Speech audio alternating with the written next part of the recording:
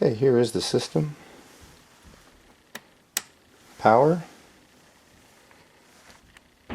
And then here we can go from up as test, down as armed. We'll stay up at test. Here is slat 1, which has continuity on Q8, which makes sense because if we follow slat 1 cable to slat 1, we have 10 talon igniters on Q8. I should point out they're sitting on 150 feet of cable, and this is 22 gauge cable, and the grounds are doubled for the way back. So, knowing that that's good, we can flip down to arm.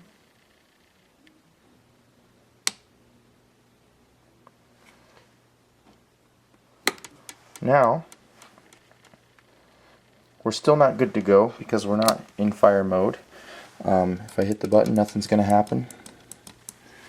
The switch, I mean.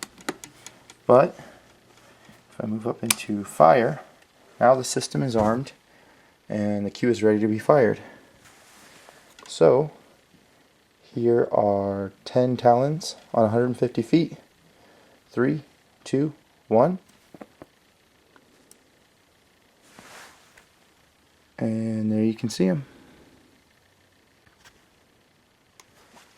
Here's power. Here we'll go up to test. We have slat 1 activated. The light tells us that. And right now there's one Q active, which is 7, which makes sense. Over on the slat, Q7 is the only guy still hooked up. Q8 has all been fired already. But I wanted to show you how continuity works with this. So we know we're good there. But the nice thing about this system, there's a continuity light right here. And what this is for is, now that we're still in test mode, and our bank's on, our cue's here, we can make sure that our switch is still good. And to do that, we'll push the switch. We should see some light turn on here at the continuity light. And there it is, which tells us our switch is working properly.